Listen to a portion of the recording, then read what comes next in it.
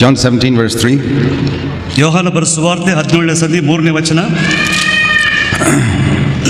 Jesus defined eternal life as knowing God and Jesus Christ who was sent. ಒಬ್ಬನೇ ಸತ್ಯ ದೇವವಾಗಿರುವ ನಿನ್ನನ್ನು ನೀನು ಕಳಿಸಿಕೊಟ್ಟ ಯೇಸು ಕ್ರಿಸ್ತನನ್ನು ತಿಳಿಯುವುದೇ ನಿತ್ಯ ಜೀವವು. And yesterday we mentioned how it's important for us to lay hold of eternal life. ನಿತ್ಯ ಜೀವವನ್ನು ನಾವು ಹಿಡಿದುಕೊಳ್ಳುವಂಥದ್ದು ಎಷ್ಟು ಪ್ರಾಮುಖ್ಯವಾದಾಗಿ ನಾವು ನೋಡಿಕೊಂಡೆವು. Something we have to partake of more and more. ಇದನ್ನು ನಮ್ಮ ಜೀವನದಲ್ಲಿ ಸ್ವಭಾವವನ್ನಾಗಿ ಮಾಡಿಕೊಳ್ಳುವಂಥದ್ದು ಬಹಳ ಪ್ರಾಮುಖ್ಯವಾಗಿದೆ. Just like when a woman gets married, she doesn't know anything about her husband. ಒಬ್ಬ ಸ್ತ್ರೀ ಒಬ್ಬ ಪುರುಷನ ಮದುವೆ ಮಾಡಿಕೊಳ್ಳುವಾಗ ಆ ಪುರುಷನ ಬಗ್ಗೆ ಏನು ಗೊತ್ತಿಲ್ಲ ಆಕೆಗೆ. But after they are married 10 years, ಆದರೆ 10 ವರ್ಷಗಳಾದ ಮೇಲೆ she knows so many things about him. ಆತನ ಬಗ್ಗೆ ಎಷ್ಟೋ ಸಂಗತಿಗಳನ್ನು ಆಕೆ ಗೊತ್ತಾಗ್ತದೆ. So much more than when she first got married. ಆಕೆ ಮದುವೆ ಮಾಡಿಕೊಂಡ ದಿವಸಕ್ಕಿಂತ ಹೆಚ್ಚಾಗಿ 10 ವರ್ಷ ಆದ್ಮೇಲೆ ಆ ವ್ಯಕ್ತಿ ಬಗ್ಗೆ ಗೊತ್ತಾಗ್ತದೆ. That is normal. That is normal. ಅದು ಸ್ವಾಭಾವಿಕವಾಗಿದೆ. But why is it that many believers who born again for 10 years, they don't seem to know Jesus any better than when they were first converted? ಕೆಲವು ಕ್ರೈಸ್ತರು ವಿಶ್ವಾಸಿ ಆದಮೇಲೆ 10 ವರ್ಷ ಆದಮೇಲೆ ಸಹ ಯೇಸು ಸ್ವಾಮಿ ಬಗ್ಗೆ ಅವ್ರಿಗೆ ಇನ್ನೂ ಅರಿವು ಹುಟ್ಟಾಗಿಲ್ಲ. That's because they're not living together. ಯಾಕಂದ್ರೆ ಅವರು ಕೂಡಿಕೊಂಡು ಜೀವಿಸ್ತಾ ಇಲ್ಲ. Supposing a woman gets married, ಒಬ್ಬ ಸ್ತ್ರೀ ಮದುವೆ ಆದ್ಮೇಲೆ stays just 1 or 2 days with her husband, ಒಂದೆರಡು ದಿವಸ ತನ್ನ ಗಂಡನಿಗೆ ಜೀವನ ಮಾಡ್ತಾಳೆ. and then he goes off to work in some foreign country. ಆ ಒಂದು ಬೇರೆ ದೇಶಕ್ಕೆ ಹೋಗ್ಬಿಟ್ಟು ಕೆಲಸ ಮಾಡ್ತಾಳೆ. And he's very faithful. He sends her money regularly. ಆತನು ನಂಬಿಗಸ್ತನಾಗಿ ತನ್ನ ಹಣವನ್ನು ಕಳಿಸ್ತಾ ಇರ್ತಾನೆ. After 10 years, ಆದ್ರೆ 10 ವರ್ಷ ಆದ್ಮೇಲೆ he is a faithful husband, she is a faithful wife, but she doesn't know anything about him. ಆತ ನಂಬಿಗಸ್ತನಾದಂತ ಗಂಡನು, ಆಕೆ ನಂಬಿಗಸ್ತನಾದ ಗಂಡಳು ಹೆಂಡತಿಯು, ಆದರೆ ಒಬ್ಬರ ಬಗ್ಗೆ ಏನು ಪರಿಚಯ ಇಲ್ಲ. I think a lot of believers are like that. ಆ ರೀತಿಯಾಗಿ ಎಷ್ಟೋ ವಿಶ್ವಾಸಿಗಳಿದ್ದಾರೆ. They don't live with Jesus. ಅವರು ಯೇಸು ಸ್ವಾಮಿ ಒಟ್ಟಿಗೆ ಜೀವಿಸ್ತಾ ಇಲ್ಲ. They don't live with the Father. ಆ ತಂದೆಯೊಟ್ಟಿಗೆ ಅವರು ಜೀವಿಸ್ತಾ ಇಲ್ಲ. You know, there are children like that whose fathers are not living with them. They don't know what the Father is like. ಎಷ್ಟೋ ಮಕ್ಕಳು ತಮ್ಮ ತಂದೆ ತಾಯಿಯೊಟ್ಟಿಗೆ ಜೀವಿಸ್ತಾ, ಅದಕ್ಕಾಗಿ ತಂದೆ ತಾಯಿಗಳ ಬಗ್ಗೆ ಅವ್ರಿಗೆ ಗೊತ್ತಿಲ್ಲ. The child has got to live with his father to know what his father is like. ನಾವು ಮಕ್ಕಳು ಸಹ ತಮ್ಮ ತಂದೆ ತೊಟ್ಟೊಟ್ಟಿಗೆ ಜೀವಿಸಬೇಕಾಗಿದೆ. And this is eternal life. ಇದು ನಿತ್ಯತ್ವವಾಗಿದೆ. And if we want to know more of it, we must learn what it is to live with the Father and with Jesus Christ every day. ಇದನ್ನು ನಾವು ತಿಳಿದುಕೊಳ್ಳಬೇಕಾಗಿದ್ರೆ ನಾವು ಯೇಸು ಸ್ವಾಮಿಯೊಟ್ಟಿಗೆ ತಂದೆಯೊಟ್ಟಿಗೆ ನಾವು ಜೀವಿಸಬೇಕಾಗಿದೆ. When Jesus talked about prayer, ಯೇಸು ಸ್ವಾಮಿ ಪ್ರಾರ್ಥನೆ ಬಗ್ಗೆ ಕಲಿಸುವಾಗ, prayer is talking to God. ಪ್ರಾರ್ಥನೆ ದೇವರೊಟ್ಟಿಗೆ ಮಾತನಾಡುವುದು. In Christianity, they have made prayer into some religious ritual. ಆದರೆ ಕ್ರೈಸ್ತರು ಇದು ಧಾರ್ಮಿಕವಾದಂತ ಪ್ರಾರ್ಥನೆ ಮಾಡಿಬಿಟ್ಟಿದ್ದಾರೆ. In some churches, they have got a prayer book.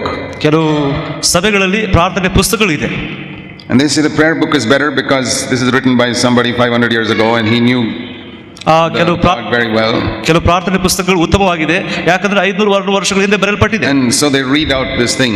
ಅದನ್ನು ಅವರು ಓದ್ತಾರೆ. This wonderful prayer written by somebody 500 years ago. 500 ವರ್ಷಗಳಿಂದ ಬರೆದಂತ ಪ್ರಾರ್ಥನೆ ಇಲ್ಲಿ ಬರೆದನ್ನು ಓದ್ತಾರೆ.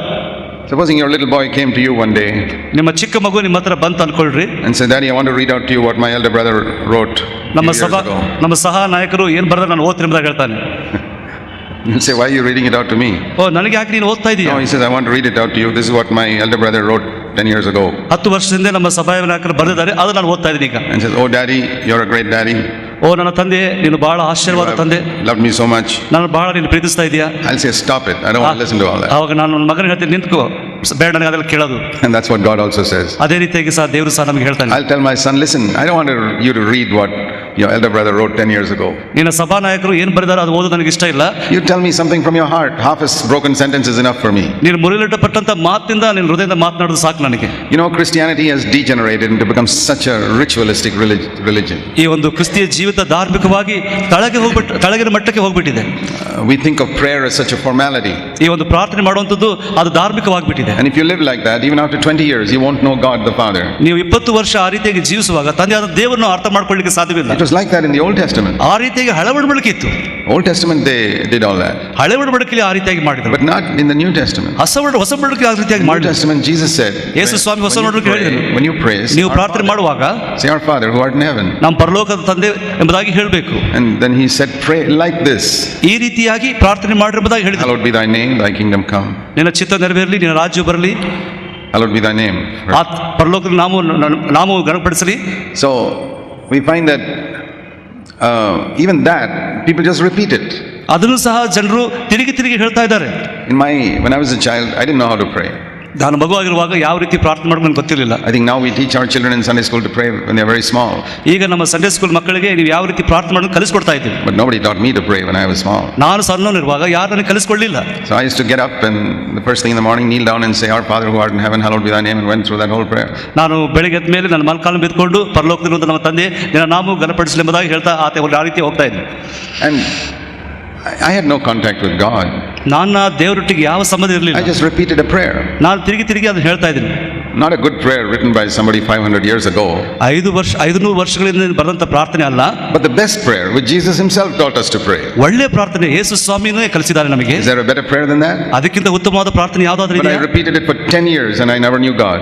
ಆ ರೀತಿಯಾಗಿ 10 ವರ್ಷ ನೋಡುವಾಗ ನಾನು ದೇವರು ಕಳ್ಕೊಳ್ಳಿಕ್ಕೆ ಸಾಧ್ಯವಿಲ್ಲ. You don't get to know God by repeating prayers. ನಾವು ಪ್ರಾರ್ಥನೆ ತಿರುಗಿ ಮಾಡೋದ್ರ ಮೂಲಕವಾಗಿ ದೇವರನ್ನು ಕಂಡುಕೊಳ್ಳಿಕ್ಕೆ ಸಾಧ್ಯವಿಲ್ಲ.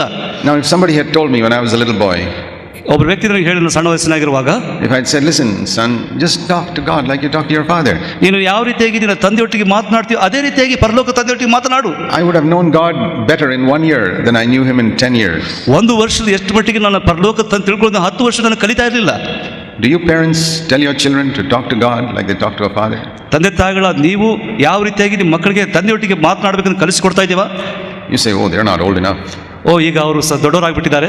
How old do they have to be to call you ಈಗ ಅವರು daddy or mommy? ನಿಮ್ಮ ತಂದೆ ತಾಯಿ ಎಂಬ ಕರೆದಕ್ಕೋಸ್ಕರ ಎಷ್ಟು ವಯಸ್ಸು ಅವ್ರು ಬೇಕಾಗಿದೆ? You wait till they're 10 years old before they call you daddy or mommy? 10 ವರ್ಷ ಆಗೋದಕ್ಕೋಸ್ಕರ ಕಾಯ್ತಾ ಇದ್ದಾರೆ ತಂದೆ ತಾಯಿ ಎಂಬ ಕರೆದಕ್ಕಾಗಿ? No. ಇಲ್ಲ. If they're 1 year old, they can talk to you. ಅವ್ರು 1 ವರ್ಷ ಸಾಕು ನಿಮ್ಮನ್ನ ತಂದೆ ಅಂತ ಕರಿಬಹುದು. They can talk to God. ಅವ್ರು ಅದೇ ರೀತಿಯಾಗಿ ತಂದೆಯೊಟ್ಟಿಗೆ ಪರಲೋಕ ತಂದೆಯೊಟ್ಟಿಗೆ ಮಾತಾಡಬಹುದು. We must get our little children to know God as a father. ನಮ್ಮ ಮಕ್ಕಳು ಪರಲೋಕದಲ್ಲಿರುವಂತಹ ತಂದೆ ಎಂಬುದಾಗಿ ತಿಳ್ಕೊಳ್ಳುವಂಥದ್ದು ಸಹ ಪ್ರಾಮುಖ್ಯವಾಗಿದೆ. And we ourselves don't know God as a father. That's why we don't teach our children to know God as a father. ನಾವೇ ಪರಲೋಕ ತಂದೆ ಅರ್ಥ ಮಾಡ್ಕೊಂಡಿಲ್ಲ, ಅದಕ್ಕಾಗಿ ನಮ್ಮ ಮಕ್ಕಳು ಸಹ ಪರಲೋಕ ತಂದೆಯನ್ನು ಅರ್ಥ ಮಾಡ್ಕೊಳ್ಳಿಕ್ಕೆ ಸಾಧ್ಯವಾಗ್ತಾ ಇಲ್ಲ. I'll tell you, it changed my life completely when I began to talk to God, just like Jesus said to my father.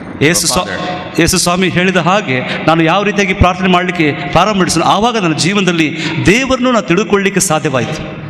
Many times we are not experiencing what God wants us to experience. ದೇವರು ನಾವು ಏನು ಅನುಭವಿಸಬೇಕಂತ ಇಷ್ಟಪಟ್ಟಿದ್ದಾನೋ ಅದು ಅನುಭವಿಸಲಿಕ್ಕೆ ನಮಗೆ ಆಗ್ತಾ ಇಲ್ಲ.